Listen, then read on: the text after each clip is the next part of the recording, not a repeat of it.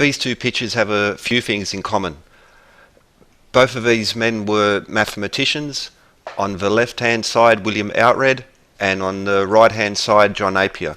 Something else they have in common is that they're not Edmund Gunter. Usually these pictures are used as him.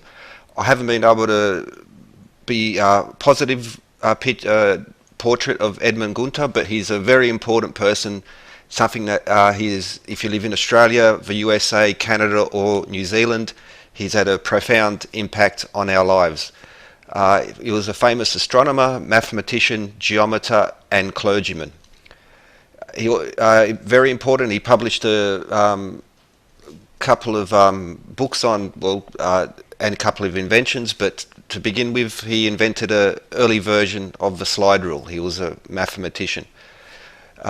Very important because he also invented and wrote about the use of the cross staff, which is a vital tool in astronomy, but also in observations.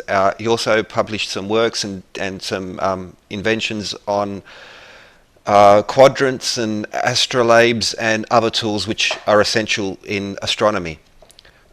Astronomy and mathematics are vital parts of the Hermetic arts, or the 7 liberal arts.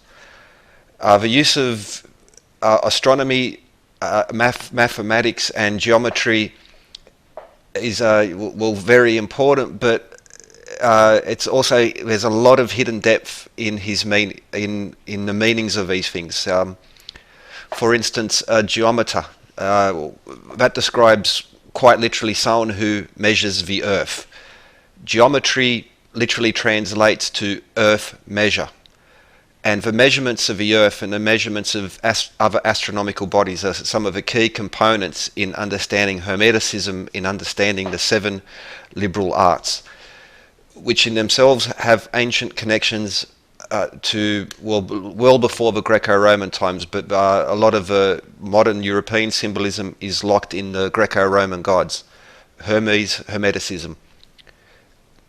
He also had Edmund Gunter had a huge impact on survey. So surveyors, they literally set out the land, they set out the streets that we walk on, and his most important contribution, which I'll go into the history and to see that it wasn't actually him who invented it, but it's the Gunther's chain, which is 66 feet or 792 inches. If you live in Australia, New Zealand, Canada or America, as well as many other places, the chain defines the way of life. It defines the streets you walk on. It defines the blocks within those streets. It defines the blocks of land. It is of you couldn't overemphasize how important it is that when you drive, when you walk, where you live is defined by the chain. And it has many occult aspects. It has occult origins. But for instance, George Washington, not only was he a conscientious practicing Mason, he was also very, very interested in survey. So from the beginnings with the design of Washington and many other places, including the parceling of land in towards the west, survey is very important, and it has let's call them mystical aspects. For instance, Raleigh, North Carolina. The streets, most of the streets are 66 feet wide, only the main avenues, but it's from the earliest days in Canada, Toronto. Even the blocks themselves, again, are defined by the chain. They're not just some random measure, they've very carefully chosen. Daniel Burnham, the City Beautiful movement, the redesign of Chicago, 66 feet wide streets, and the blocks themselves are defined by the chain. So the ideal block size was 330 times 660 feet. Winnipeg in Canada, another one of these centres where the whole city, the whole architecture, the art designs are all feature these very important esoteric occult elements. And at least officially, the Edmund Gunter invented the chain in 1620. However, there's much more to that story than to that, and we'll go into that. But to to come back to my home of Sydney, Australia, and one of the most influential people on the founding of Australia was Governor Lachlan Macquarie. Once again, just like George Washington, very much into survey and practicing conscientious Freemason. Former convict James Meehan, he was one of the people that benefited from Macquarie's liberal policies. He was a convict who was allowed to get government work and was liberated basically by Macquarie's policies. Now, early surveyors in Australia, you can even see a picture here how they were using the chain to measure. So they're defining your roads, they're defining the way you walk, the way you drive. Everything you do is based on these surveys. Now, some of the cities, towns that Macquarie founded, James Meehan surveyed, not only are they all based on the chain with a 66 feet wide street width, they're also based on something else which I mentioned just in the previous episode I put up. They're based around Pythagorean theorem, the 3, 4, 5 and the 5, 12, 13 triangle, which are clearly marked in esoteric occult board. So, but there's a lot more of information hidden in plain sight. For instance, Governor Macquarie mandated 66 feet wide streets. He tried to redesign many cities as much as he could as well, Sydney and Parramatta, but all new towns had this. A 42 feet wide carriageway, so that the width of the whole width of a street versus the carriageway, where the vehicles actually travel, is 11 fathom to 7 fathom.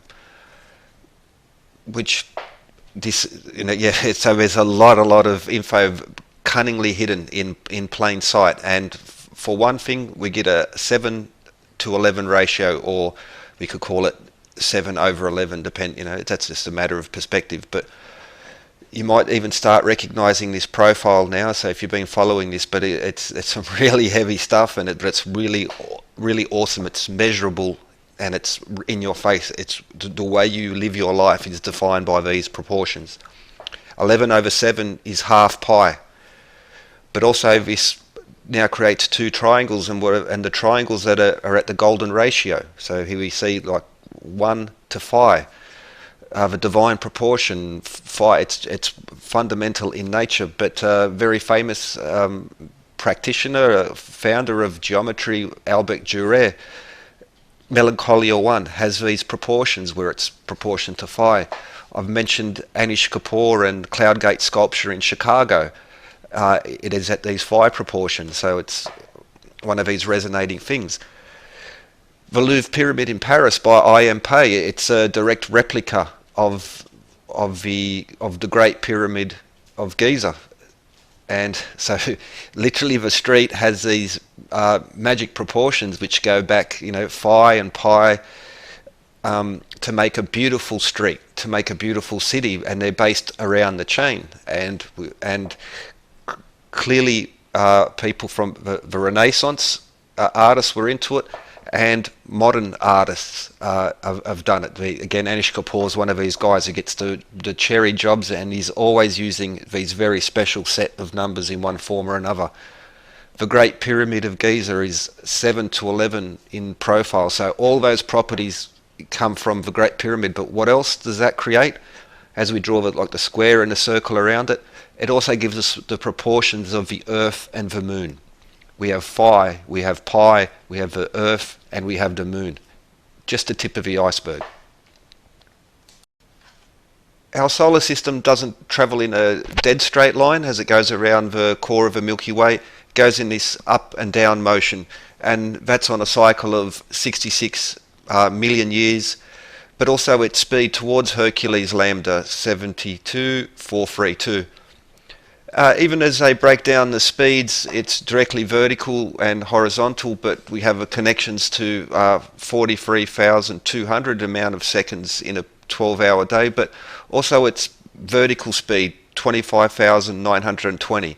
That's how many years there are in the great year, or the precession of the equinox, 25,920 years. All of these are harmonic numbers on the Pythagorean scale, except for our speed around the galactic core.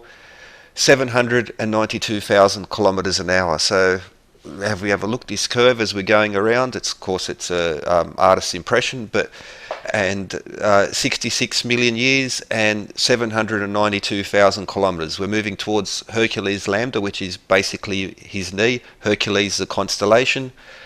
But also a nice little tie-in is that the chest of Hercules is referred to as the keystone. Keystones in masonry are very important symbolically and literally. But what's interesting about that? Well, okay, let's call this pure coincidence to begin with, and that the Edmund Gunter and the people thousands of years before him couldn't have known this, but 66 feet equals 792 inches. We have a nice tie-in. However, the diameter of the Earth is 66,000 ionic furlong. Ionic is a ancient system of measure, goes back to the ancient Greece even earlier, but the long foot of the fathom on the long foot scale is, well, 6.6 million, 6600 long fathom, ancient scale. What does the Earth weigh? 66 sextillion short tons. Okay, it's all coincidence. Yeah. But what's the diameter of the Earth in the mile that we're familiar with? 7,920, 792 with a zero. We get the same numbers going again. But what's the speed of the Earth orbiting the Sun? It moves up and down a bit, and one of those points is 66,000 miles per hour. And the diameter of the Sun, 792 million ionic furlong. And, well, nice tie-in is that 792, 4 zeros, that's the diameter of a moon in ionic cubits, so that's all coincidence. And in canonical cubits, this other contentious measure, but one that resonates, is the same thing going on with the moon again. Earth, sun and moon and the stars. Just on their own, the sun and the moon and the stars and the solar system and Hercules and the keystone, okay, all ties in. But what else? New Jerusalem, the temple of man, 12,000 furlongs, 79240 feet again. Earth, sun, moon, the temple of the man, the speed of the galaxy, the length of the years, all tie into this system of measurement, the chain which defines your streets, which defines your blocks, the way you drive, the way everything is contained in this. Phi and the Great Pyramid, as I showed earlier. And the key to understanding this is understanding the tracing boards, and especially the ionic column and the ionic system of measurements. Athanasius Kircher, we see auric, Doric and Ionic, how it compares to music scales. But going back to the Parthenon and the Salamis stone, but the columns here are at harmonious points where our modern foot, which is an ancient system of measure, also ties in with the ancient Doric and Ionic, creating a harmony. Freemasonic tracing boards, the essential parts of them, Doric, Ionic and Corinthian. The aesthetics, but also the measurements. So, the chain, the Ionic scale, the earth, the sun, the moon, New Jerusalem as it's described in the Bible, but that also connects to the Ark at Utnapishtim as described in the ancient Sumerian epic. So, just to review, this 7:11 ratio in the 66 feet wide streets with the 42 feet carriageway, it's a constant in America, Australia, Canada, New Zealand and many other places in the world. The Louvre Pyramid, so Albrecht Dürer, Melancholia 1, the Louvre Pyramid by I.M. Pei, modern, as where Dürer was in the earlier, much earlier area in the 16th century. But Anish Kapoor and the Cloud Bean, 66 feet long, 33 feet wide, 42 and 33 feet high, but the same proportions. The Great Pyramid of Giza, the most beautiful, perfect building ever built. We haven't come close to replicating it. Also encodes these proportions, but also, again, under what's underneath astronomical proportions, hermetic knowledge, geometry, astronomy, music. It's all in here. And the ionic column, the Gunther's chain, the speed of and the number of years, so the proportions of every Earth, sun, and moon, the temple of man, and it just carries on and on.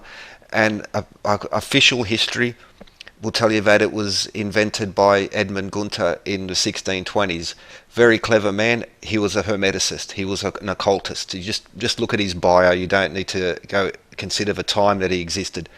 However, where were the origins of this? Now, this is a very, very interesting question, because you can trace them back through time to the beginning of official history, official ancient history, ancient Scotland, in Brodgar, but also the Torhouse stone circles. But if we move down to southern England and Blue Stonehenge, the henge was 82 feet wide, and the stone circle in the centre was 33 feet wide. 82 feet, again, this is very, very important, because Stonehenge Phase 2 had the same proportions, and modern architects are still using it today, but that's a separate one. But the step pyramid of in Saqqara, the enclosing walls were 33 feet high. These ancient measures I have to bring up because of erosion, and there might be a bit of a tolerance in here, but I think because we've seen the connection to the ancient past in the previous episode, and in the symbols, but also in the locations. So we have on the Giza plateau, so the Khafre's pyramid is 33 feet higher than the Great Pyramid. There was also a 33 feet wide terrace around there. At the same time, in the Indus, in now what's Pakistan, Mohenjo-daro and Harappa, both of them had 33 feet wide standards as their street measurement. It's written in stone. I've got some very accurate survey data, and within the millimetre, within acceptable margins of error, they're 33 feet wide. In Karnak, Tutmosis I, his obelisk, they're 66 feet wide. Now, there are all the other measurements are in these temples too. It's not just this one, but Abu Simbel, again, this was one of a collection where 108 feet used through ancient time. It was also in Mohenjo-daro as well, and the ancient Stonehenge is 108 feet wide. The statues are 66 feet high. The smaller little Abu Simbel is 33 feet wide. Half a chain is also called a Rathbone chain, 33 feet. It's on the same scale. I mentioned the Parthenon, the ramp from the Parthenon to the Propylaea was 66 feet wide. An earlier episode as well, when I talked about 377 going back to ancient times. The Phalamigos famous ship was 66 feet high. That's not a one-off, because the Romans, the grand ships of Caligula, for instance, but also the pontoons they used to transport obelisks from Egypt, had these proportions of 66 feet as appearing way too often to be called coincidence, because also throughout the Roman world, there are other dams that the Romans built, and they tended to be 33 feet or 66 feet high. They were using this for some reason. It wasn't just randomly chosen. They fit the bridges, but in Baalbek, the Roman the columns in the Temple of Jupiter, 66 feet high columns. Arch of Constantine, the founder of Christianity in inverted commas, he was into Mithras. He was a sun cult high priest, and that's why Sunday. It's not Saturday anymore. It's Sunday. That's Prambanan in Indonesia earlier, like the 153 and 108, but also 166 feet wide columns. These structures resonate with these measurements, and it's across. So mine, I mentioned the use of 108 feet over and over again in all sorts of forms, but also 66 feet high, many other places as well. But the Church of the Holy Sepulchre, 66 feet wide rotunda. Well, again, we can connect this to Constantine and the pagan origins of what we consider Christianity now. Since then, throughout the Byzantine, throughout later, 66 feet comes up again and again and again, and even in France, in this castle, the list goes on. But here's the important one. Rushton Triangular Lodge, in England. Each side is 33 feet, 33 letters in Latin inscriptions on either side. It's free, free, free. It's all over the joint. But 33 feet long on each side, but it's a triangular building, or even a square would apply the same. For most, you can see at any one time is two sides. So you stand at the corner. Also, we have 66 feet being one of the defining measurements. So Thomas Tresham, the builder, famous occultist, also a father of one of the members of the gunpowder plot, but well, here you see one of his images. It's the 1, 2, 3 ABC of occultism, Hermeticism are all there. But he was born. He built Rushton Triangular Lodge before Edmund Gunter defined the chain, and so. Again, this occultist, astronomer, mathematician, geometer, clergyman, scientist is another term for hermeticist, who invented this Gunther's chain, has a long history before. It goes back to ancient times, and it's been continuing ever since across the world. The beautiful canopy in the Vatican, the columns are 66 feet high. One Gunther's chain, but then the Rathbone chain is a 33 feet chain, referred to as less, but it's half a chain again. So you'll see streets, blocks are defined by a chain or a half a chain or two chain or five. That's the basic unit of measurement. Colonial Williamsburg, the original design, original city, capital city of America, 33 yards. That's 99 feet or 1.5 chain. St. Charles Borromeo statue was 66 feet high. Now, now we've got Google and we can just look these things up, but they're everywhere and they've carried on. Like as I've said, Australia, America, Canada, New Zealand, you're good chance that the block of land you live on is defined by the chain. The street is defined by the chain. Even the buildings and the statues will be defined by this chain of 66 feet. Always incorporating these numbers, 33, 66, 99 in some form or another, again on multiple levels. Now, 10 chain is 1 furlong. Perth in Australia, this 1.5 chain wide streets, or 33 yards, but again 792. There's 192 inches in a chain. 792 is one of these carry-ons as well. So you'll have 66 and 792. Daniel Burnham's City Beautiful movement, I've covered this in earlier episodes, full of esoteric knowledge hidden in the weights and measures, and also in the streets. So it's not just a building, it's on the street too. And the street plan is not only the spine, but also the circulation system of a city. It's not, even a surveyor now does not just randomly pick some average number. It's done with calculation, it's done with care, it's done to be efficient as well as beautiful. House of a Temple in Washington, 33 feet columns, ionic columns, and that's 66 rods. It's like it keeps going. The Scottish Rite Cathedral in Indianapolis, the dance area is 66 feet. The ballroom itself is 99 by 99 feet or 33 yards.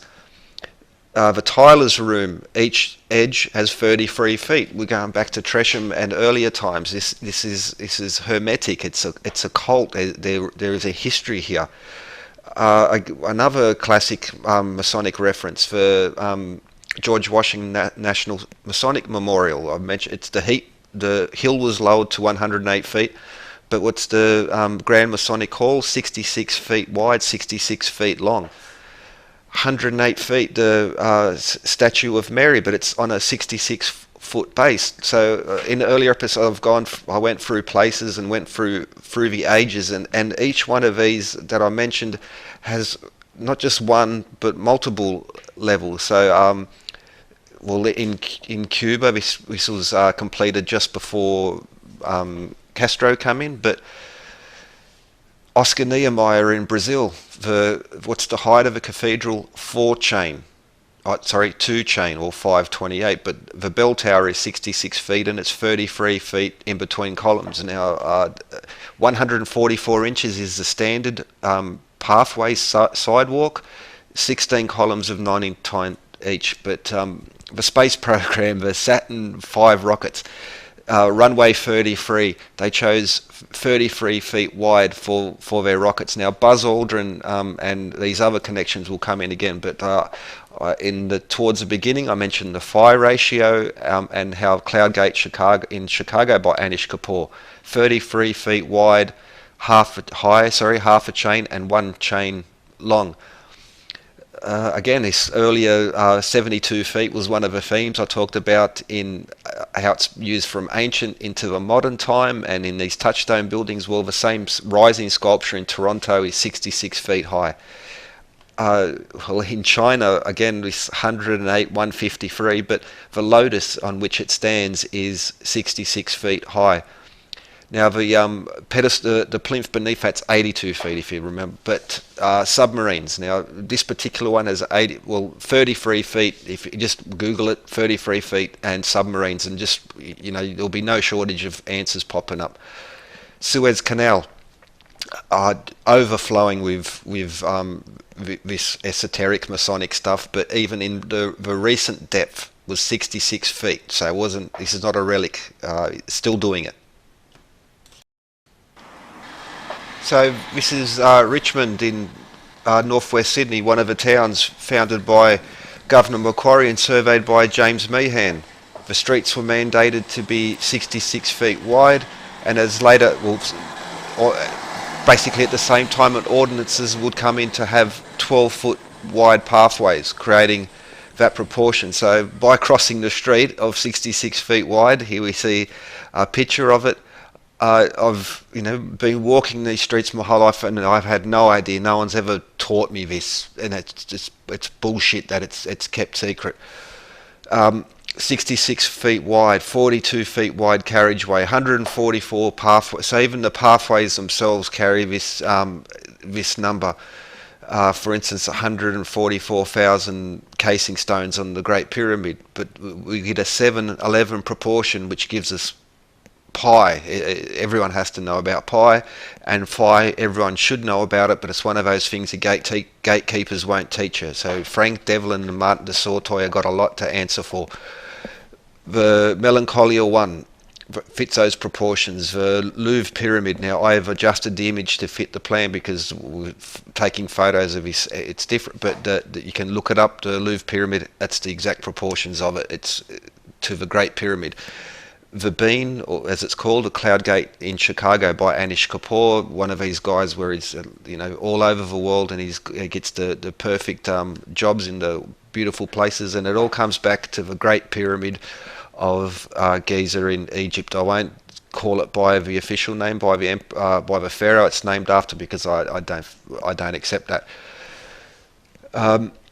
These proportions also creates this, or squaring the circle, which gives us astronomical beauty. The the Earth and the Moon are carried in that information as well. So crossing that street this is some of what's come up, and it goes back. Well, I've already mentioned the stone circles in England and the Indus Valley, and Harappa and Mohenjo-daro have the same things. Well, it's the most famous place of all for ancient world is the pyramid, and it's built on that, and you can understand. We can begin to pull this apart by looking at the tracing boards, and especially the Ionic column. Doric and Corinthian feature very importantly, but it's the Ionic column, the central column, the column of wisdom. Between strength and beauty is wisdom, and through this wisdom of the Ionic column,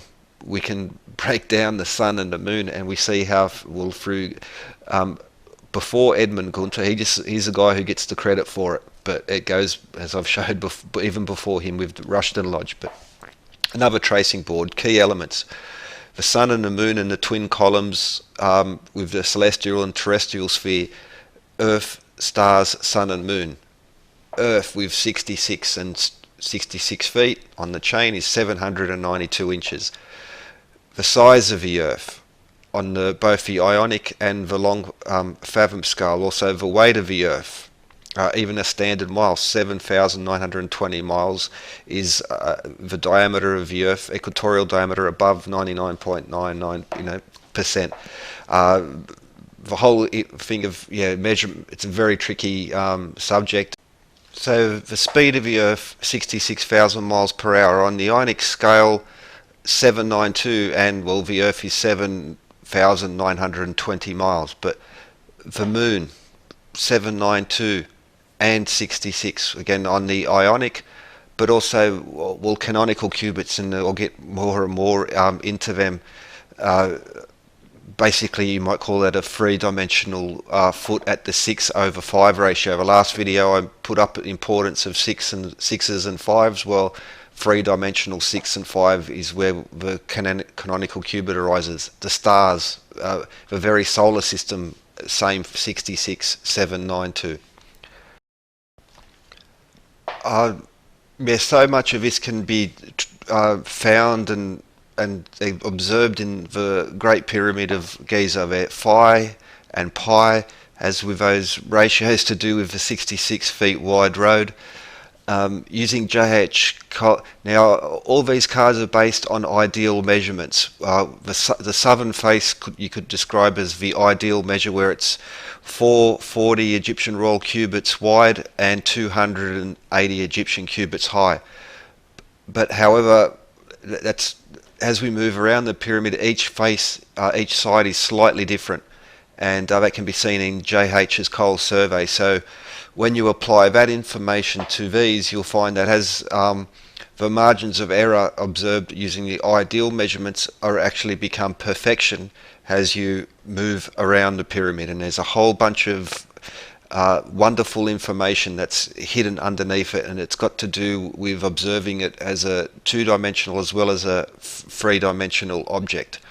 And all this is important and relevant because, well, as I've just gone through this 66 and 792, the roadways of Australia, New Zealand, Canada, America, and so many other places are passing on this information, and with that information there's a whole series of other beautiful maths connected with it. Wonderful things, measurable, testable, and the gatekeepers will call it a coincidence, and they'll tell you that there's nothing to see here. So I think I've covered quite a bit, and this is actually an abridged short version of the amount of information and connections and confirmation of its history going back. Well, confirmed, we can, without a doubt, anyone would be embarrass themselves to say that Edmund Gunter invented the chain in 1620. Clearly he was a Hermeticist. The seven liberal arts, especially in the reference of that time. So to be an astronomer, mathematician and geometer now does not make you a Hermeticist, but at that time it did. And hidden in that chain, which predates him, is this information about using these arcane systems of measure, as we might call it. But sun, earth, moon and stars, all the elements in the tracing board, all the elements of the confirmed practitioners of Hermetic knowledge at the time can all be found, well, again, just repeated over and over in cross forms and into the street that you live in. The Hermetic world, so much depth to it, it's like right in your face. Anyway, hope you enjoyed. Have a good one.